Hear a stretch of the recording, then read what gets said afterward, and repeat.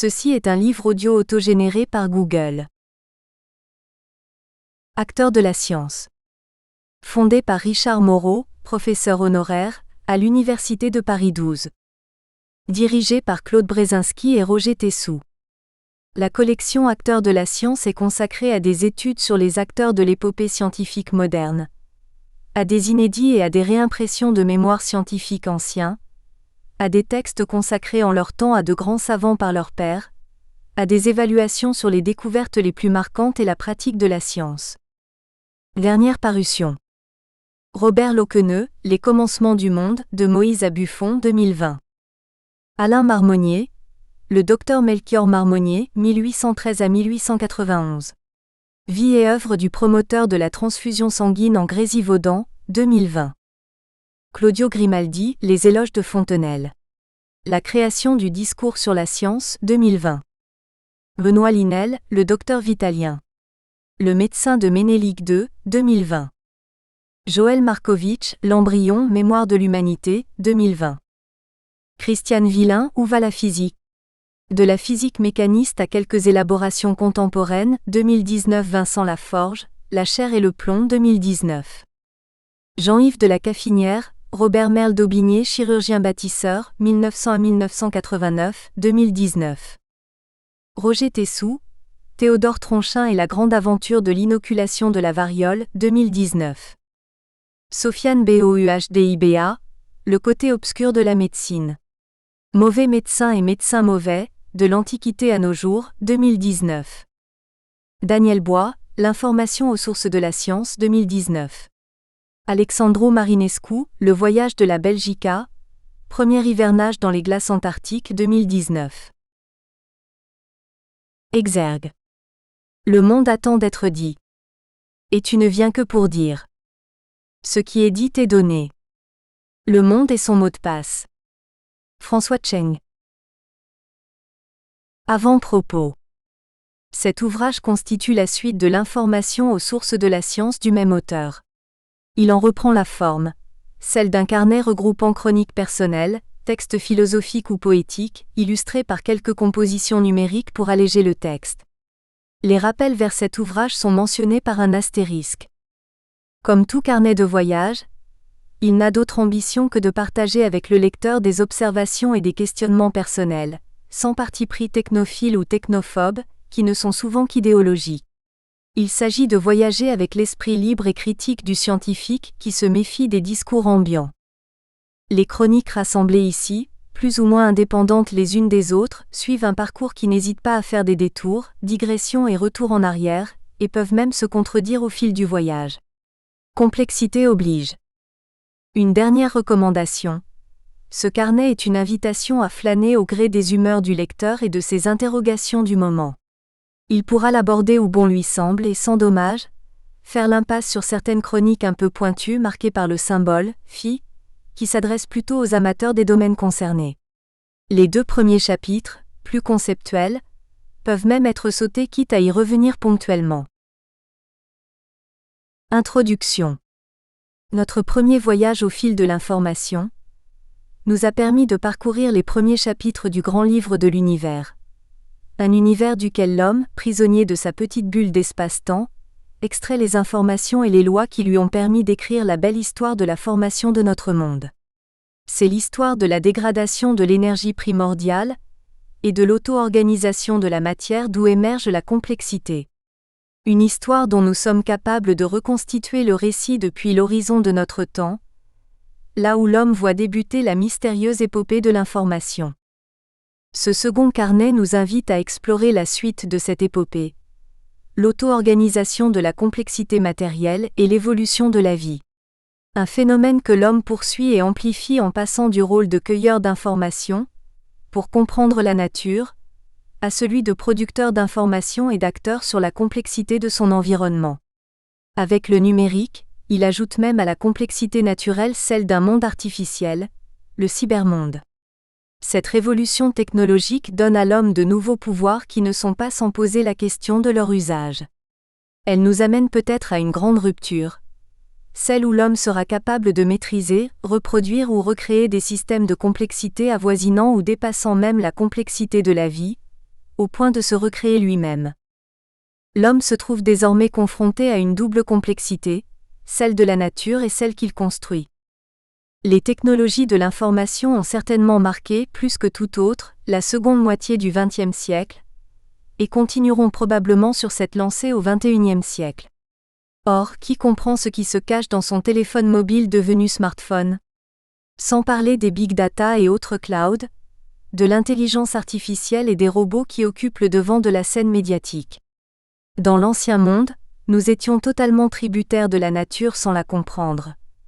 Dans le nouveau, nous risquons de devenir dépendants de créatures artificielles, qui nous seront aussi obscures que les dieux de l'Olympe des Grecs anciens.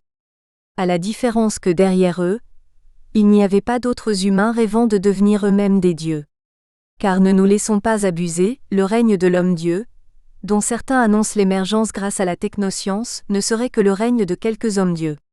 Aujourd'hui, plus que par le passé, nous ne pouvons faire l'impasse sur une culture scientifique et technique, qui constitue le meilleur antidote contre l'aliénation de vivre dans une société de l'information dont on ne comprendrait plus les rouages. Enfin, précisons qu'il ne s'agit pas ici d'étudier les informations, au sens des actualités qui naissent, circulent, s'accumulent ou se perdent à chaque instant dans le monde, mais bien du monde de l'information, des sciences et techniques qui s'y rapportent et permettent d'anticiper le futur. Avec modestie, parce que les exemples sont nombreux, qui montrent que le futur des technologies est toujours incertain. Bell par exemple, connu comme l'inventeur du téléphone, croyait au départ inventer une simple aide auditive pour malentendants. Il n'y a pas si longtemps, les opérateurs télécoms voyaient dans le téléphone mobile un produit réservé aux professionnels. Et la voiture électrique qui roulait déjà au XIXe siècle n'a décollé qu'au XXIe, faute de batterie rechargeable. Les 2 premiers chapitres de cet ouvrage tentent de clarifier, au plan philosophique et scientifique, le concept même d'information qui unit l'univers, de l'atome à l'homme. Nous suivrons ensuite la construction de l'information dans le monde vivant puis dans le cybermonde. Enfin, nous aborderons les grands défis que la révolution numérique pose à l'humanisme, c'est-à-dire à l'esprit même de l'homme. Aristote. Forme, information et complexité. Aristote, dans sa physique, considérait le concept de forme comme l'égal de celui de matière, au point d'en faire l'une des 4 causes premières structurant la nature. Annonçait-il ainsi le rôle que joue l'information dans notre monde ? De fait, les informations représentent les formes et leur complexité. Dans notre quotidien, on dit volontiers que les choses prennent forme. On parle des diverses formes de la matière ou de la vie, ou du dernier club de remise en forme. Le mot « formation » est sur toutes les lèvres comme sésame de progrès des sociétés et de garantie anti-pauvreté. Que dire des informations omniprésentes dans notre société de l'information ? Aujourd'hui, nous voyons dans l'information des événements, des images, des mots, des nombres ou des datas. Mais toute suite de ces signes n'est pas forcément une information. Ce peut être une fiction, une idée, et même de la désinformation. Qu'est-ce au fond que l'information et comment s'est-elle construite avec la complexité, dans la nature avant que l'homme n'en fasse son affaire ? L'histoire du mot information. Ce mot n'apparaît nulle part dans les textes anciens, ni chez Descartes, ni dans le dictionnaire philosophique de Voltaire. Seul le verbe informer y est fréquemment employé. Pascal et Rousseau l'utilisent à quelques reprises dans son sens juridique.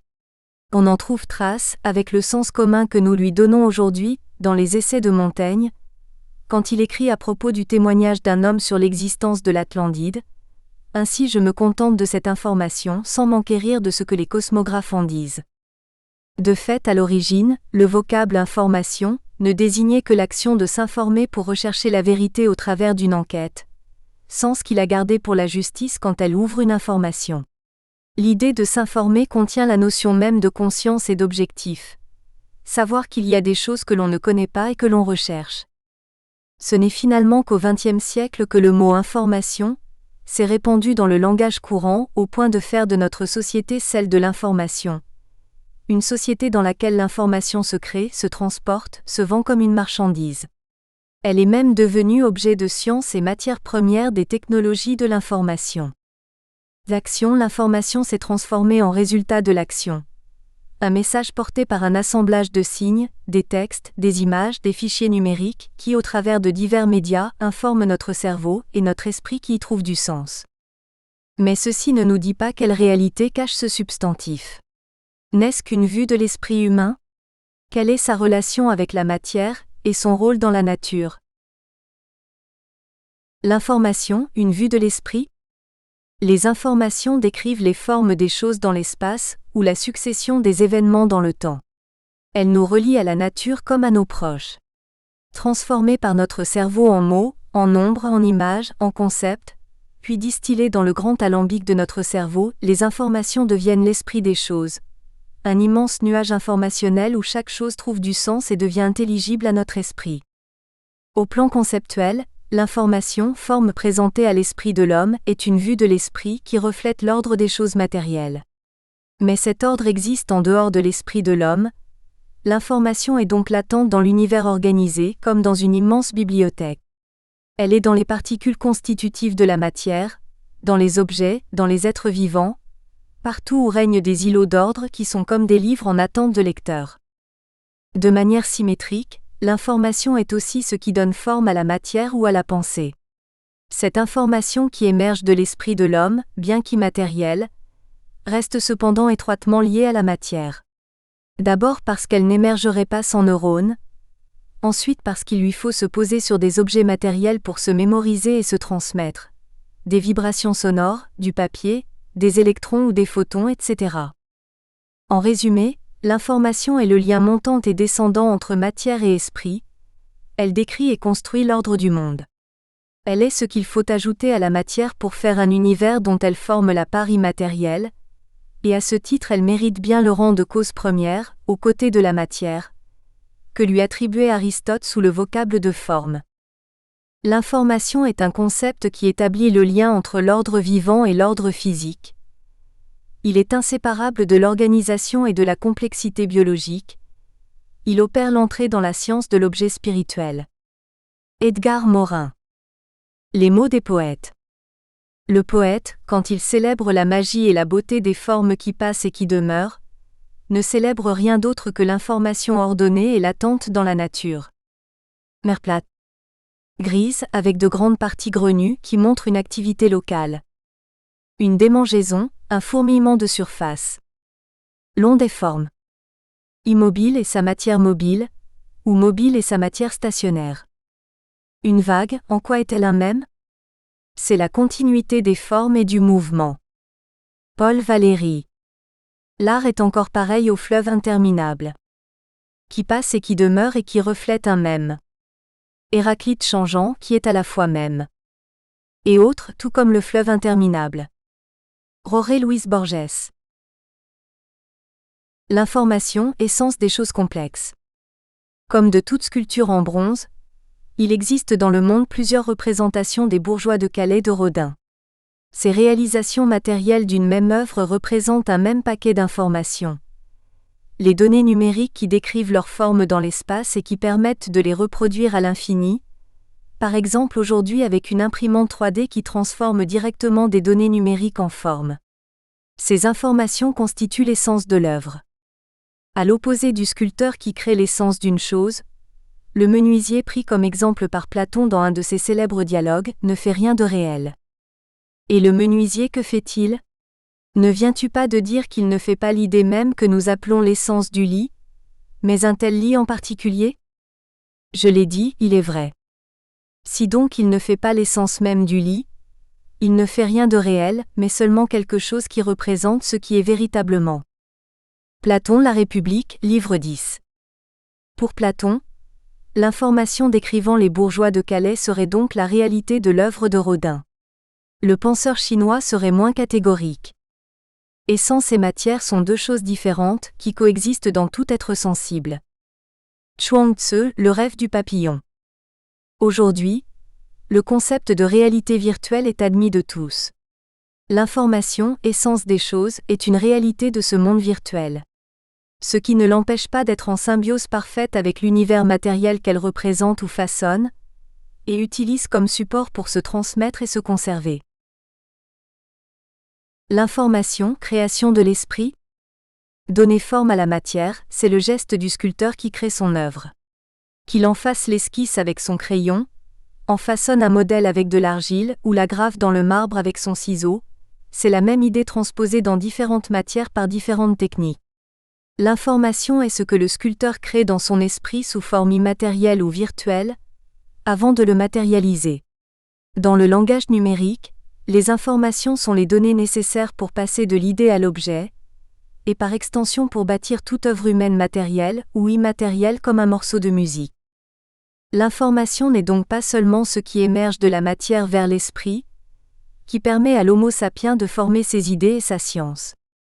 Elle descend aussi de l'esprit vers la matière par la main de l'Homo faber qui façonne la matière à sa convenance, ou de l'artiste qui crée des formes pour elle-même. Elle s'imprime dans le monde par la danse des doigts de l'ingénieur sur son clavier pour devenir un logiciel ou un avion, ou sous ceux de l'écrivain pour devenir un livre qui tentera de défier le temps. Toute création germe comme un fragile et fugitif flux d'informations, émergeant de notre esprit avant de se matérialiser. Elle est l'essence qui précède l'existence, elle est l'idée qui façonne la matière. N'étant pas une substance conservative comme la matière et l'énergie, l'information ouvre à la créativité humaine un champ infini de possibles, le champ de sa liberté. L'esprit emprunte à la matière les perceptions d'où il tire sa nourriture, et les lui rend sous forme de mouvement où il a imprimé sa liberté. Henri Bergson, Essai sur la relation du corps et de l'esprit. L'information, substance immatérielle, phi. Après avoir promu la forme au rang des caractéristiques premières de la nature, Aristote s'interrogeait sur son être et sa substance. L'information serait-elle une substance ? Remplirait-elle les 3 critères de cette appellation contrôlée, telle que définie dans sa métaphysique ? La substance n'est l'attribut de rien, elle n'a pas de contraire, elle n'est pas susceptible de plus et de moins. Elle est en soi et pour soi. Selon ces définitions, l'information, bien qu'immatérielle, est éligible au statut de substance. Ce qui ne choquerait pas Aristote qui affirmait que l'âme est substance, bien qu'immatérielle. De fait, le David créé dans le cerveau de Michel-Ange, ou son image dans le nôtre, n'est pas l'attribut d'un certain bloc de marbre conservé à Florence. Il n'est pas susceptible de plus ou de moins, il est en soi et pour soi. Il est une substance immatérielle.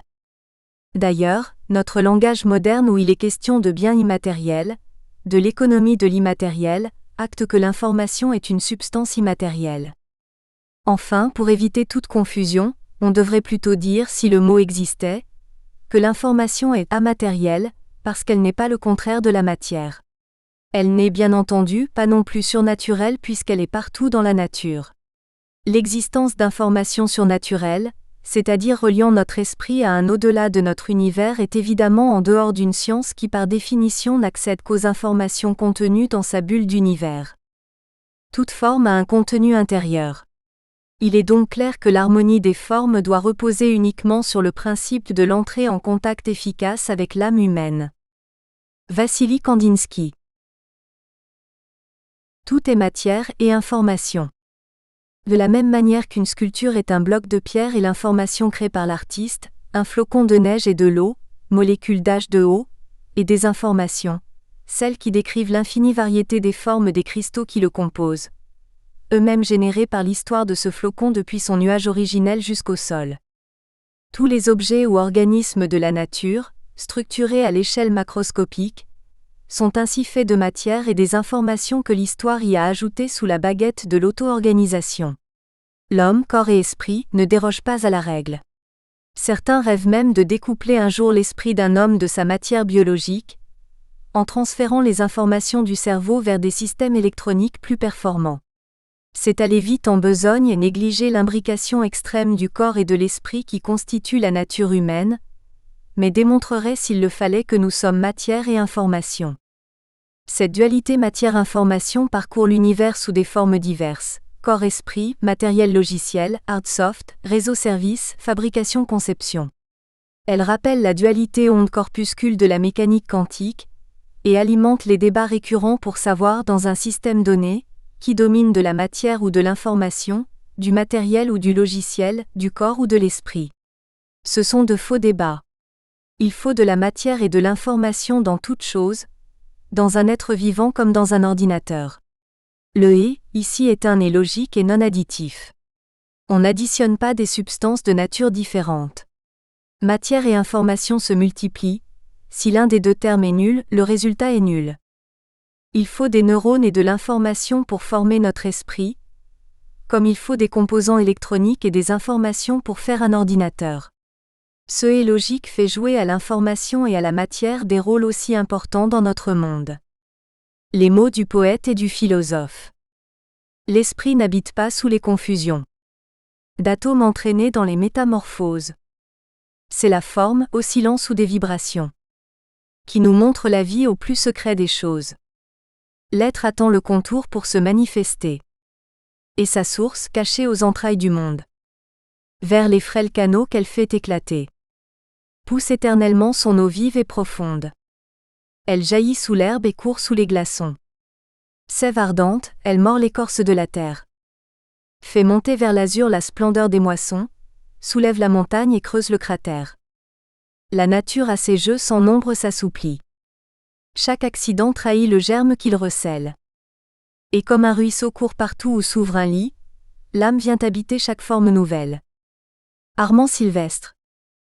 Je n'ai jamais en aucune façon mis en dispute ce qui doit être appelé du nom de corps, ou d'âme, ou d'esprit, mais j'ai seulement expliqué deux différentes sortes de choses.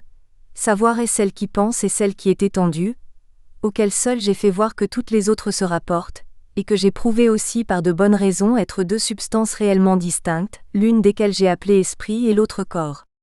Mais si ces noms lui déplaisent, il leur en peut attribuer d'autres si bon lui semble, je ne l'empêcherai point. René Descartes. Ces deux substances distinctes, nous pouvons dans notre langue moderne leur attribuer les noms de matière et d'information. La pensée sauvage, symbiose sujet-objet, homme-nature. La science moderne conceptualise le monde en séparant rigoureusement l'objet d'étude du sujet qu'il analyse, la liaison entre les deux étant assurée par la circulation de l'information. Il n'en a pas été toujours ainsi. Selon Claude Lévi-Strauss, les hommes que l'on appelle communément primitifs ne séparaient pas l'observateur de son environnement. Cette symbiose de l'esprit humain et de la nature leur a permis de développer des taxonomies extrêmement raffinées du monde végétal comme du monde animal. Nous devons à cette pensée sauvage des principes que nous utilisons aujourd'hui encore, ceux de l'agriculture, de la poterie, de la métallurgie, etc. La manière dont les primitifs conceptualisent leur monde est non seulement cohérente, mais celle même qui s'impose en présence d'un objet dont la structure élémentaire offre l'image d'une complexité discontinue. Ils discernaient déjà comme à travers un nuage, des principes d'interprétation dont il a fallu des découvertes récentes, télécommunications, calculatrices et microscopes électroniques, pour révéler la valeur heuristique et la congruence au réel. Pour qu'une théorie de l'information pût être élaborée, il était sans doute indispensable que l'on découvrît que l'univers de l'information était une partie, ou un aspect, du monde naturel. Claude Lévi-Strauss, La pensée sauvage. D'ailleurs, cette symbiose entre l'esprit et les choses était aussi au cœur de la philosophie taoïste. Les anciens sages ne connaissaient de science que celle qui émanait spontanément du calme de leur nature, la simple appréhension des choses qui ne les troublait pas. Chuang Tzu. Pourquoi des informations plutôt qu'un chaos informe ? La question classique de la métaphysique, pourquoi y a-t-il quelque chose plutôt que rien, restera peut-être à jamais sans réponse, sinon par un acte de foi. Mais cette question ne se réduit pas à l'existence de la matière, comme cela pose le physicien.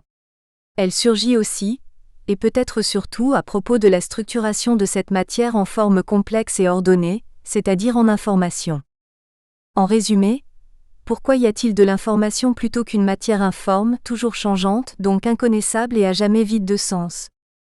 Cette question ramène bien entendu à celle de la complexité des choses dont l'information est la représentation.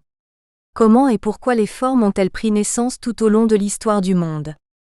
Comment la complexité s'est-elle construite à partir de la matière, dans les organismes vivants, et enfin dans la société ? La démarche réductionniste et analytique de la science moderne, à la recherche inlassable de la racine des choses au plus bas de la pyramide de l'information, masque cette dimension du monde et les interrogations qui s'y rattachent. Pour le poète, l'étonnement ne s'arrête pas à la simple existence, mais à l'existence des choses telles qu'elles sont, et qui plus est intelligible. L'étonnement ce n'est pas que les choses soient, c'est qu'elles soient telles et non telles autres. Paul Valéry. Genèse des informations. Sauf à admettre en platonicien convaincu, que l'information comme l'esprit existe de toute éternité et qu'elle ne fait que se matérialiser sous nos yeux, l'information, bien qu'immatérielle, ne peut naître à l'existence qu'à l'issue d'un processus de création dans le temps. Alors, comment naissent les informations qui ordonnent la matière ? Pour les objets manufacturés, la réponse est simple. L'homme crée dans son esprit-cerveau les informations que ses mains, ensuite, en façonnant la matière, transforment en objets. Il en va de même pour les biens immatériels numériques, qui n'ont même plus besoin d'être fabriqués. Pour la création des objets naturels, la science invoque l'auto-organisation, c'est-à-dire une émergence d'ordre et d'information par le simple jeu du hasard et des lois de la nature. Le hasard des mouvements et des rencontres au sein de l'univers matériel propose une infinité de formes aussi fugitives que les nuages dans le ciel. Les lois définissent celles qui naissent à l'existence parce qu'elles sont formées de manière irréversible. La physique nous enseigne que l'irréversibilité d'un processus est toujours associée à une dégradation de l'énergie. C'est donc in fine la dégradation de l'énergie qui crée l'ordre et l'information dans la nature. Le hasard propose, la loi dispose. Voilà le moteur à deux temps qui construit les formes de notre monde. Les informations que nous lisons dans le grand livre de l'univers sont le résultat d'une longue histoire erratique, mais strictement encadrée par les lois physiques.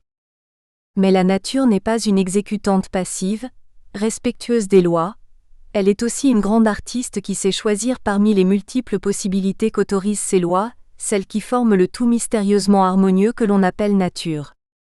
En résumé, pour préciser la sentence classique, l'information émerge de la matière.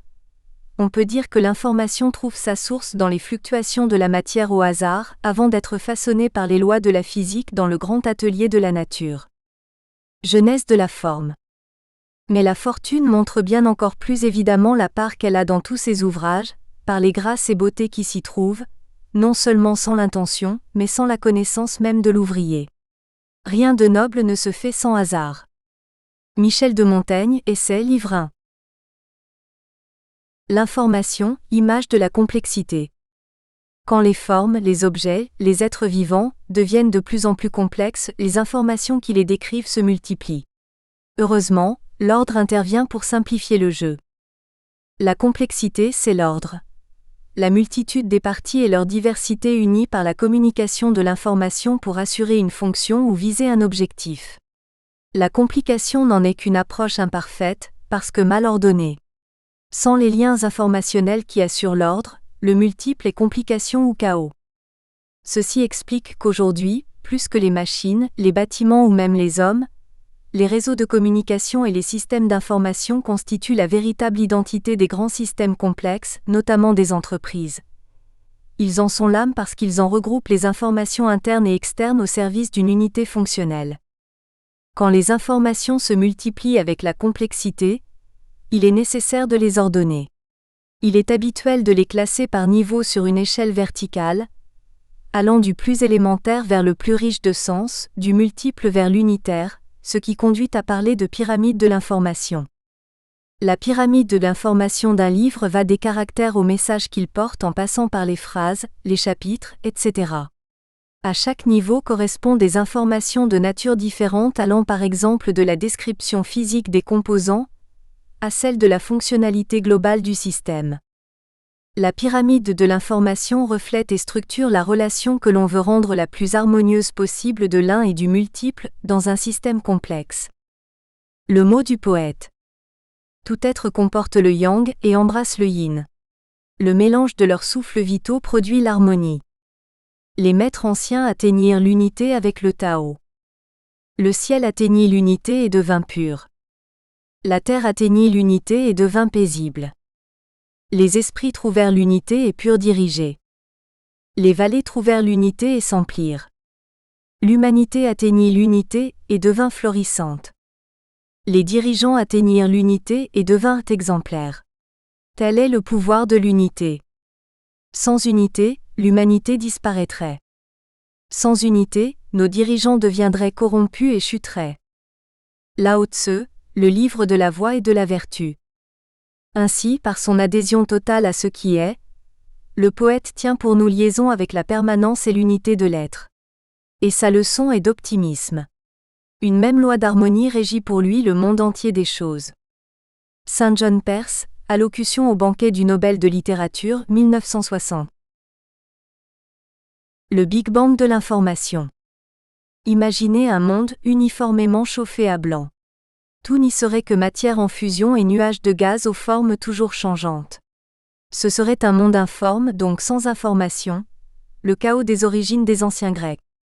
Heureusement, le grand refroidissement de l'univers décrit par la cosmologie moderne a permis la stabilité de structures toujours plus complexes et donc la création de toujours plus d'informations. Les lois et constantes physiques fixées dès les premiers instants de l'univers aiguillent celui-ci vers une complexité toujours croissante. Trinh Xuan Tuan, le chaos et l'harmonie. Par quel miracle, ces lois ont-elles conduit à l'explosion de l'information que constitue le Big Bang des astrophysiciens? En tout cas, il n'a rien d'une de ces explosions destructrices dont on a l'habitude. Pourquoi, dans le cadre des lois admises aujourd'hui, la nature semble s'être mise en mouvement pour s'auto-organiser en créant des formes, en fabriquant des structures et des systèmes toujours plus complexes? Pourquoi l'écosystème terrestre a-t-il imposé aux espèces une évolution vers plus de complexité, et vers l'homme? Cette histoire de l'information a-t-elle un sens? À cette question on peut répondre à coup sûr, oui. Il y a bien un sens de variation, une direction, celle de l'augmentation de l'information et de la complexité, c'est-à-dire de l'ordre et de la richesse fonctionnelle de notre monde. Mais cette augmentation qui s'oppose localement à celle de l'entropie, a-t-elle un sens, une signification? Répond-elle à une nécessité? Laquelle? Comment ce grand coup de froid s'est-il de surcroît attaché à l'harmonie des choses? Comment a-t-il créé toutes les beautés de l'univers? C'est une question pour le poète. Nous espérons que vous avez apprécié cet aperçu. Pour continuer à écouter ce livre audio sur Google Play Livres, utilisez le lien dans la description de la vidéo.